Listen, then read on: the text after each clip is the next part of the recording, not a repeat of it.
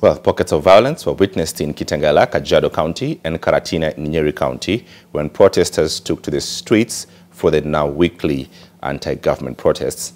And as Margaret Kimathi reports, law enforcement agents were quick to contain the violence in both counties. Anti-riot police deployed tear gas to disperse anti-government protesters in Kitengela, Kajiado County. The demonstrators blocked part of the Nairobi-Namanga highway with stones and lit bonfires before police intervened. Security in the town was intensified with a contingent of officers from various units, including prisons and plainclothes officers patrolling the area. At least 10 protesters were arrested in Kitengela as those who tried to capture the events by phone were confronted by the police. Groups of young men armed could be seen in town, claiming that they were protecting businesses against goons that have been looting and causing chaos.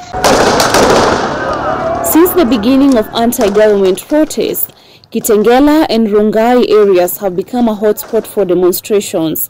At least 10 people have died, dozens have suffered gunshot wounds, and properties worth millions have been destroyed. A similar situation was witnessed in Karatina, Nyeri County, with protesters barricading the Karatina-Nyeri highway with stones and bonfires, forcing the anti-riot police to use tear gas to clear the busy road.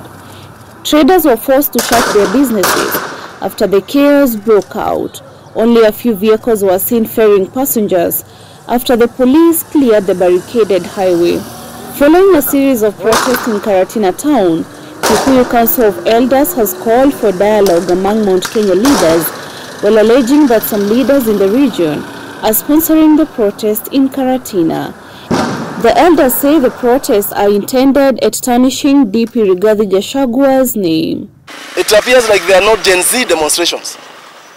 I've seen a poster posted there talking about coffee and talking about alcohol and other things.